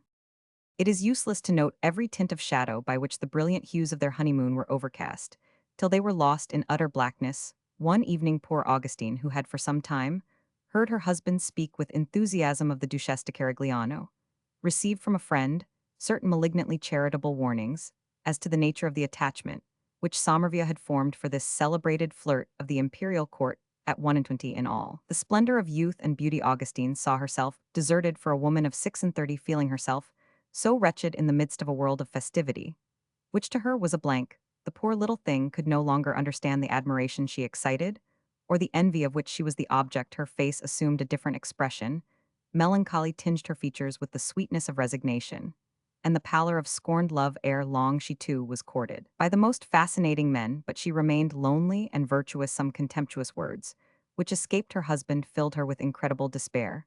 A sinister flash showed her the breaches which, as a result of her sordid education, hindered the perfect union of her soul with Theodore's. She loved him well enough to absolve him and condemn herself. She shed tears of blood, and perceived too late that there are mesalliances of the spirit as well as of rank and habits. As she recalled the early raptures of their union, she understood the full extent of that lost happiness, and accepted the conclusion that so rich a harvest of love was in itself a whole life, which only sorrow could pay for. At the same time, she loved too truly to lose all hope at 120. She dared undertake to educate herself, and make her imagination at least worthy of that she admired. If I am not a poet, thought she, at any rate I will understand poetry. Then with all the strength of will, all the energy which every woman can display, when she loves Madame de Sommerville, tried to alter her character, her manners, and her habits. But by dint of devouring books and learning undauntedly, she only succeeded in becoming less ignorant. Lightness of wit and the graces of conversation are a gift of nature, or the fruit of education begun in the cradle. She could appreciate music and enjoy it, but she could not sing. With taste, she understood literature and the beauties of poetry, but it was too late to cultivate her refractory memory. She listened with pleasure to social conversation, but she could contribute nothing brilliant. Her religious notions and homegrown prejudices were antagonistic to the complete emancipation of her intelligence. Finally, a foregone conclusion against her had stolen into Theodore's mind, and this she could not conquer. The artist would laugh at those who flattered him about his wife, and his irony had some foundation. He so overawed the pathetic young creature that in his presence or alone with him, she trembled, hampered by her too eager desire to please her wits, and her knowledge vanished in one absorbing feeling. Even her fidelity vexed the unfaithful husband, who seemed to bid her do wrong by stigmatizing her virtue as insensibility. Augustine tried in vain to abdicate her reason, to yield to her husband's caprices and whims, to devote herself to the selfishness of his vanity. Her sacrifices bore no fruit. Perhaps they had both let the moment slip. When souls may meet in comprehension one day, the young wife's too sensitive heart received one of those blows which so strain the bonds of feeling that they seemed to be broken. She withdrew into solitude. But before long a fatal idea suggested to her to seek counsel and comfort in the bosom of her family. So one morning she made her way towards the grotesque facade of the humble, silent home where she had spent her childhood. She sighed as she looked up at the sash window, whence one day she had sent her first kiss to him, who now shed as much sorrow as glory on her life. Nothing was changed in the cavern, where the drapery business had however started on a new life. Augustine's sister filled her mother's old place at the desk. The unhappy young woman met her brother-in-law with his pen behind his ear. He hardly listened to her. He was so full of business, the formidable symptoms of stock-taking were visible all round him. He begged her to excuse him. She was received coldly enough by her sister, who owed her a grudge. In fact, Augustine in her finery, and stepping out of a handsome carriage, had never been to see her. But when passing by the wife of the prudent Lebas, imagining that want of money was the prime cause of this early call, tried to keep up a tone of reserve, which more than once made Augustine smile. The painter's wife perceived that apart from the cap and lappets her mother had found in Virginie a successor who could uphold the ancient honor of the cat and racket at breakfast. she observed certain changes in the management of the house which did honor to Leba's good sense. The assistants did not rise before dessert, they were allowed to talk, and the abundant meal spoke of ease without luxury. The fashionable woman found some tickets for a box at the Franchise, where she remembered having seen her sister from time to time. Madame Lebas had a cashmere shawl over her shoulders of which the value bore witness to her husband's generosity to her. In short, the couple were keeping pace with the times during the two-thirds of the day. She spent there. Augustine was touched to the heart by the equable happiness devoid to be sure of all emotion, but equally free from storms enjoyed by this well-matched couple. They had accepted life as a commercial enterprise, in which above all they must do credit to the business. Not finding any great love in her husband, Virginie had set to work to create it, having by degrees learned to esteem and care for his wife. The time that his happiness had taken to germinate was to Joseph Lebas a guarantee of its durability. Hence, when Augustine plaintively set forth her painful position, she had to face the deluge of commonplace morality, which the traditions of the Rue Saint Denis furnished to her sister. "The mischief is done, wife," said Joseph Lebas. "We must try to give our sister good advice." Then the clever tradesman ponderously analyzed the resources which law and custom might offer Augustine as a means of escape at this crisis. He ticketed every argument, so to speak, and arranged them in their degrees of weight under various categories, as though they were articles of merchandise of different qualities. Then he put them in the scale, weighed them, and ended by showing the necessity for his sister-in-law's taking violent steps which could not satisfy the love she still had for her husband. And indeed the feeling had revived in all its strength. When she heard Joseph Lebas speak of legal proceedings, Augustine thanked them and returned home, even more undecided than she had been. Before consulting them, she now ventured to go to the house in the Rue du Colombier, intending to confide her troubles to her father and mother, for she was like a sick man who, in his desperate plight, tries every prescription and even puts faith in old wives' remedies. The old people received their daughter with an effusiveness that touched her deeply. Her visit brought them some little change, and that to them was worth a fortune. For the last 4 years, they had gone their way like navigators, without a goal or a compass. Sitting by the chimney corner, they would talk over their disasters, under the old law of maximum of their great investments, in cloth of the way they had weathered bankruptcies, and above all the famous failure of Lecoq Monsieur Guillaume's Battle of Marengo. Then, when they had exhausted the tale of lawsuits, they recapitulated the sum total of their most profitable stock-takings, and told each other old stories of the Saint Denis quarter. At 2 o'clock old Guillaume went to cast an eye on the business at the Cat, and Racket on his way back, he called at all the shops formerly the rivals of his own, where the young proprietors hoped to inveigle the old draper into some risky discount, which, as was his wont, he never refused point blank. 2 good Normandy horses were dying of their own fat in the stables of the big house. Madame Guillaume never used them, but to drag her on Sundays to high mass at the parish church 3 times a week. The worthy couple kept open house by the influence of his son-in-law Somerville. Monsieur Guillaume had been named a member of the consulting board for the clothing of the army since her husband had stood so high in office.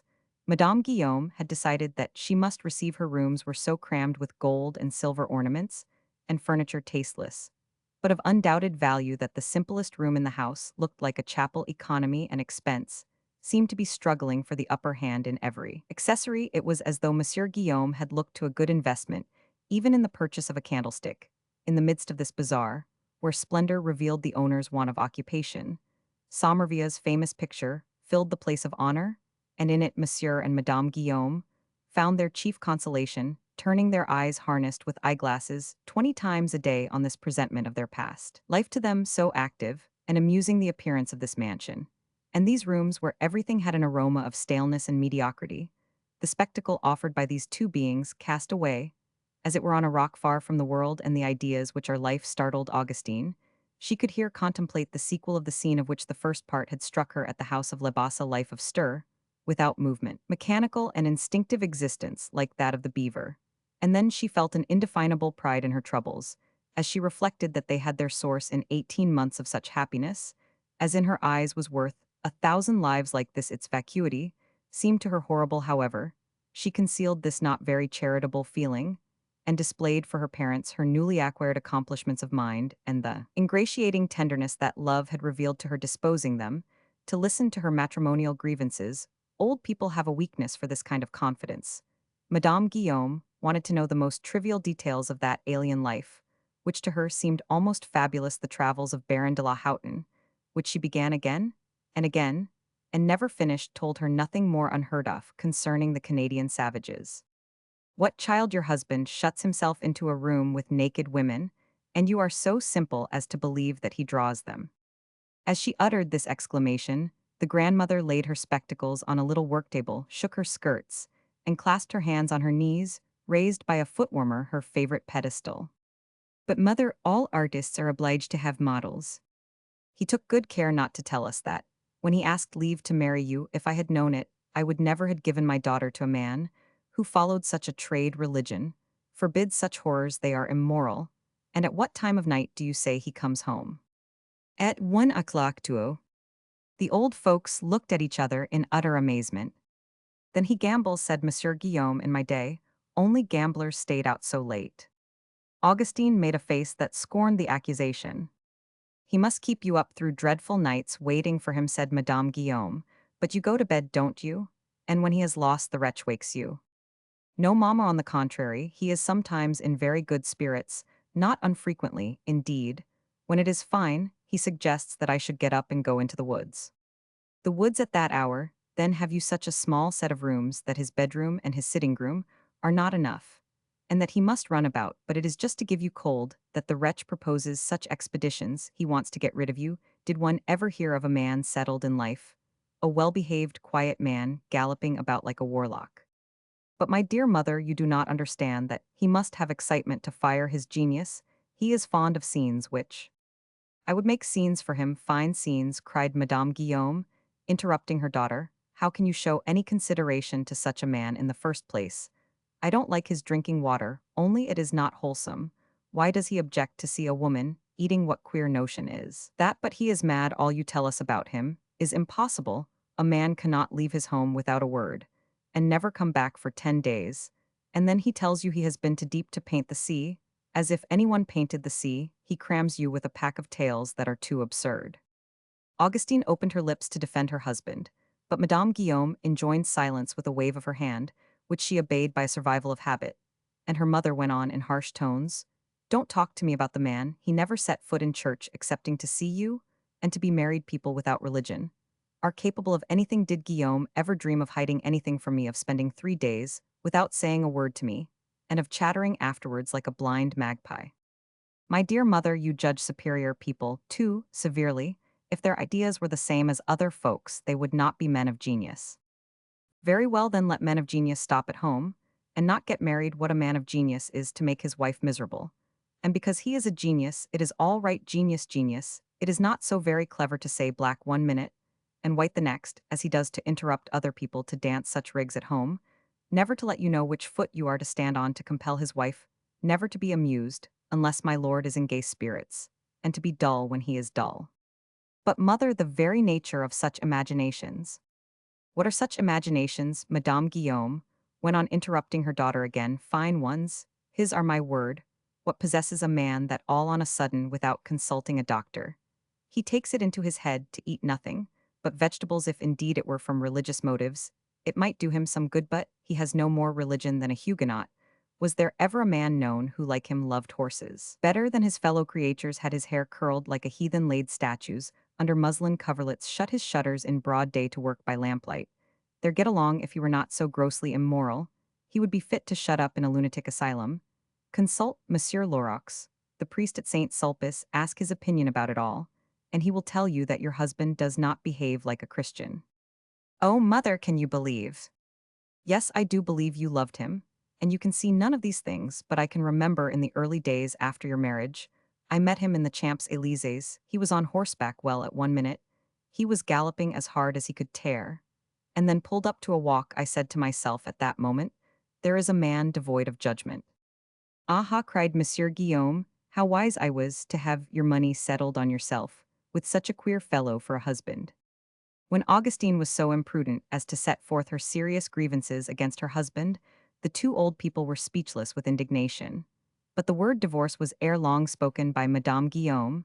At the sound of the word divorce, the apathetic old draper seemed to wake up, prompted by his love for his daughter, and also by the excitement which the proceedings would bring into his uneventful life. Father Guillaume, took up the matter. He made himself the leader of the application for a divorce, laid down the lines of it, almost argued the case. He offered to be at all the charges, to see the lawyers, the pleaders, the judges, to move heaven and earth. Madame de Somerville was frightened. She refused her father's services, said she would not be separated from her husband, even if she were 10 times as unhappy, and talked no more about her sorrows, after being overwhelmed by her parents, with all the little wordless and consoling kindnesses, by which the old couple tried in vain to make up to her for her distress of heart. Augustine went away feeling the impossibility of making a superior mind intelligible to weak intellects.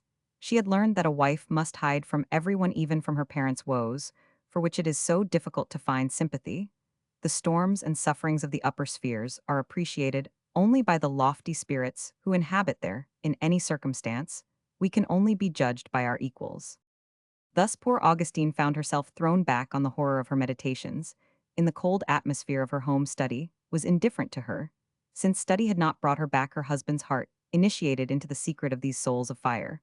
But bereft of their resources, she was compelled to share their sorrows without sharing their pleasures. She was disgusted with the world, which to her seemed mean and small as compared with the incidents of passion. In short, her life was a failure. One evening, an idea flashed upon her that lighted up her dark grief like a beam from heaven. Such an idea could never have smiled on a heart less pure, less virtuous than hers.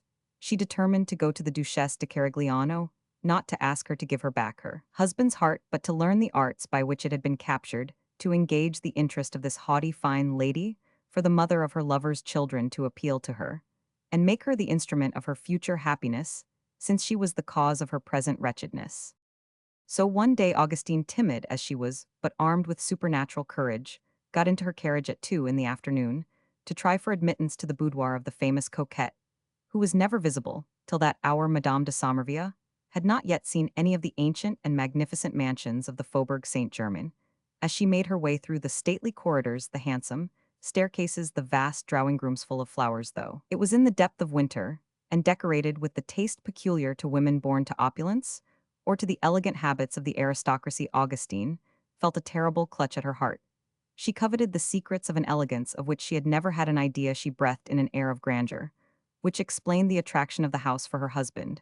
When she reached the private rooms of the Duchess, she was filled with jealousy and a sort of despair as she admired the luxurious arrangement of the furniture, the draperies and the hangings. Here disorder was a grace, here luxury affected a certain contempt of splendor. The fragrance that floated in the warm air flattered the sense of smell without offending it. The accessories of the rooms were in harmony with a view through plate-glass windows of the lawns.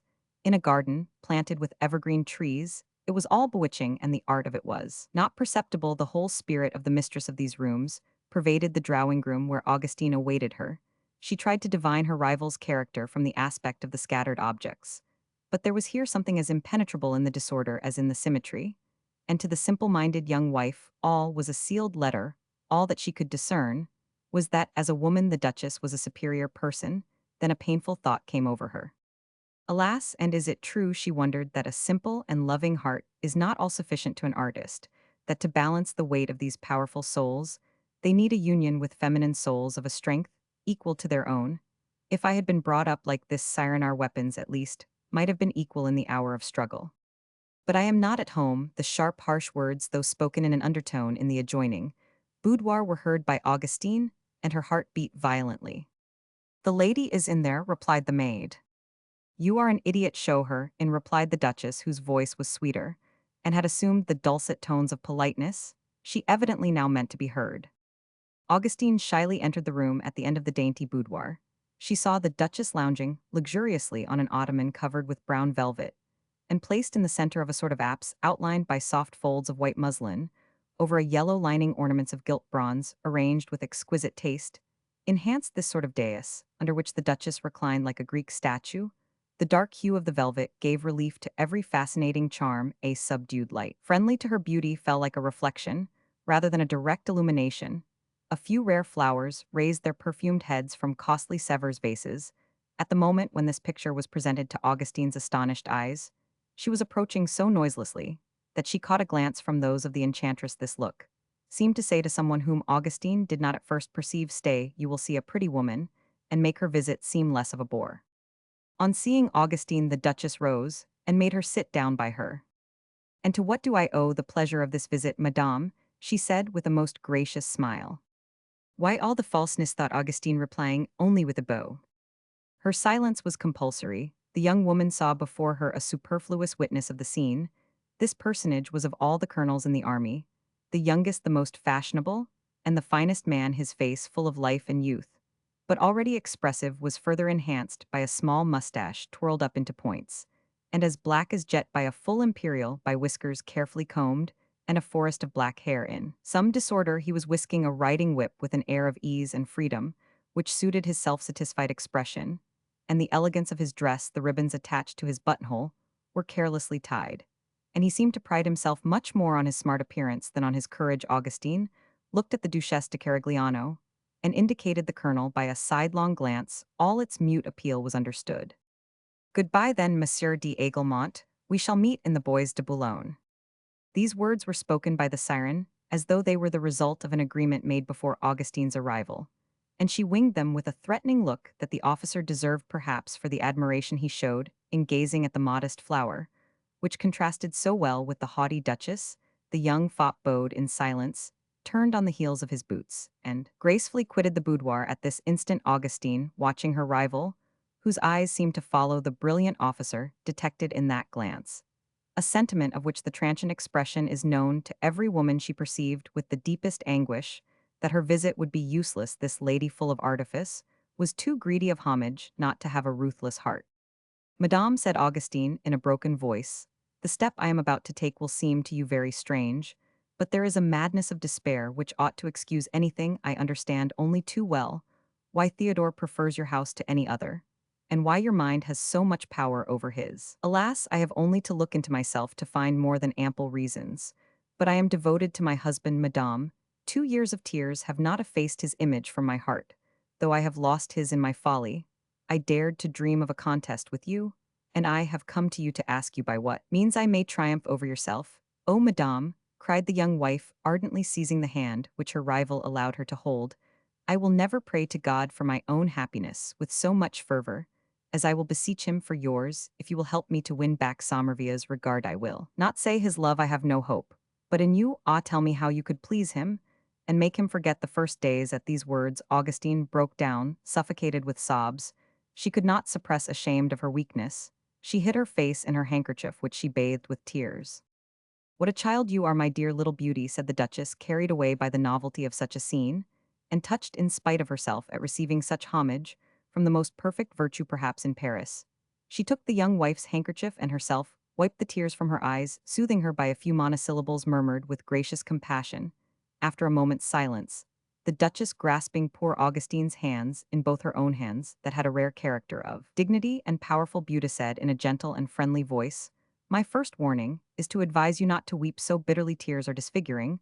We must learn to deal firmly with the sorrows that make us ill, for love does not linger long. By a sickbed melancholy, at first no doubt lends a certain attractive grace, but it ends by dragging the features and blighting the loveliest face, and besides our tyrants are so vain as to insist that their slaves should be always cheerful. But madame, it is not in my power not to feel. How is it possible, without suffering 1,000 deaths, to see the face which once beamed with love and gladness turn, chill, colorless, and indifferent? I cannot control my heart. So much the worse, sweet child. But I fancy I know all your story. In the first place, if your husband is unfaithful to you, understand clearly that I am not his accomplice. If I was anxious to have him in my drawing-room, it was I own out of vanity. He was famous, and he went nowhere. I like you too much already to tell you all the mad things he has done for my sake. I will only reveal one, because it may perhaps help us to bring him back to you, and to punish him for the audacity of his behavior to me. He will end by compromising me. I know the world too well, my dear, to abandon myself to the discretion of a too superior man. You should know that one may allow them to court one, but marry them, that is a mistake. We women ought to admire men of genius and delight in them as a spectacle. But as to living with them, never. No, no, it is like wanting to find pleasure in inspecting the machinery of the opera, instead of sitting in a box to enjoy its brilliant illusions. But this misfortune has fallen on you, my poor child. Has it not? Well then, you must try to arm yourself against tyranny. Ah, madame, before coming in here, only seeing you as I came in, I already detected some arts of which I had no suspicion. Well, come and see me sometimes, and it will not be long before you have mastered the knowledge of these trifles important too, in their way outward things, are to fools half of life. And in that matter more than one clever man is a fool in spite of all his talent. But I dare wager you never could refuse your Theodore anything. How refuse anything, madame, if one loves a man? Poor innocent, I could adore you for your simplicity. You should know that the more we love, the less we should allow a man, above all a husband, to see the whole extent of our passion. The one who loves most is tyrannized over, and which is worse is sooner or later neglected the one who wishes to rule should. What madame must I then dissimulate, calculate, become false, form an artificial character, and live in it? How is it possible to live in such a way? Can you? She hesitated. The Duchess smiled. My dear child, the great lady went on in a serious tone, conjugal happiness has in all times been a speculation, a business demanding particular attention. If you persist in talking passion, while I am talking marriage, we shall soon cease to understand each other. Listen to me. She went on, assuming a confidential tone. I have been in the way of seeing some of the superior men of our day. Those who have married have for the most part chosen quite insignificant wives. Well, those wives govern them as the emperor governs us. And if they were not loved, they were at least respected. I like secrets, especially those which concern women, well enough to have amused myself by seeking the clue to the riddle. Well, my sweet child, those worthy women had the gift of analyzing their husband's nature. Instead of taking fright like you at their superiority, they very acutely noted the qualities they lacked, and either by possessing those qualities, or by feigning to possess them, they found means of making such a handsome display of them in their husbands' eyes that, in the end, they impressed them. Also, I must tell you, all these souls which appear so lofty have just a speck of madness in them, which we ought to know how to take advantage of by firmly resolving to have the upper hand and never deviating from that aim. By bringing all our actions to bear on it, all our ideas, our cajolery, we subjugate these eminently capricious natures, which by the very mutability of their thoughts lend us the means of influencing them. Good heavens, cried the young wife in dismay, and this is life, it is a warfare in which we must always threaten, said the Duchess, laughing. Our power is wholly factitious, and we must never allow a man to despise us. It is impossible to recover from such a descent, but by odious maneuvering come, she added, I will give you a means of bringing your husband to his senses. She rose with a smile to guide the young and guileless apprentice to conjugal arts through the labyrinth of her palace. They came to a back staircase which led up to the reception rooms. As Madame de Carigliano pressed the secret spring lock of the door, she stopped, looking at Augustine with an inimitable gleam of shrewdness and grace. The Duc de Carigliano adores me, said she. Well, he dare not enter by this door without my leave, and he is a man in the habit of commanding thousands of soldiers. He knows how to face a battery, but before Meh is afraid. Augustine sighed. They entered a sumptuous gallery, where the painter's wife was led by the Duchess up to the portrait painted by Theodore of Mademoiselle Guillaume. On seeing it, Augustine uttered a cry. I knew it was no longer in my house, she said. Bother. My dear child, I asked for it merely to see what pitch of idiocy a man of genius may attain to sooner or later. I should have returned it to you, for I never expected the pleasure of seeing the original here face to face with the copy. While we finish our conversation, I will have it carried down to your carriage. And if armed with such a talisman, you are not your husband's mistress for 100 years, you are not a woman, and you deserve your fate. Augustine kissed the Duchess' hand, and the lady clasped her to her heart with all the more tenderness, because she would forget her by the morrow. This scene might perhaps have destroyed for ever the candor and purity of a less virtuous woman than Augustine, for the astute politics of the higher social spheres were no more consonant to Augustine than the narrow reasoning of Joseph Lebas or Madame Guillaume's vapid morality. Strange are the results of the false positions into which we may be brought by the slightest mistake in the conduct of life. Augustine was like an alpine cowherd, surprised by an avalanche. If he hesitates, if he listens to the shouts of his comrades, he is almost certainly lost. In such a crisis, the heart steels itself or breaks. Madame de Somerville returned home a prey to such agitation, as it is difficult to describe. Her conversation with the Duchesse de Carigliano had roused in her mind a crowd of contradictory thoughts. Like the sheep in the fable, full of courage in the wolf's absence, she preached to herself, and laid down admirable plans of conduct. She devised 1,000 coquettish stratagems. She even talked to her husband, finding away from him all the springs of true eloquence which never desert a woman. Then, as she pictured to herself Theodore's clear and steadfast gaze, She began to quake when she asked whether Monsieur were at home. Her voice shook on learning that he would not be in to dinner. She felt an unaccountable thrill of joy like a criminal who has appealed against sentence of death. Respite, however short, seemed to her a lifetime. She placed the portrait in her room and waited for her husband in all the agonies of hope that this venture must decide her future life. She felt too keenly not to shiver at every sound, even the low ticking of the clock, which seemed to aggravate her terrors by doling them out to her. She tried to cheat time. By various devices, the idea struck her of dressing in a way which would make her exactly like the portrait. Then, knowing her husband's restless temper, she had her room lighted up with unusual brightness, feeling sure that, when he came in, curiosity would bring him there. At once, midnight had struck, when at the call of the groom the street gate was opened, and the artist's carriage rumbled in over the stones of the silent courtyard.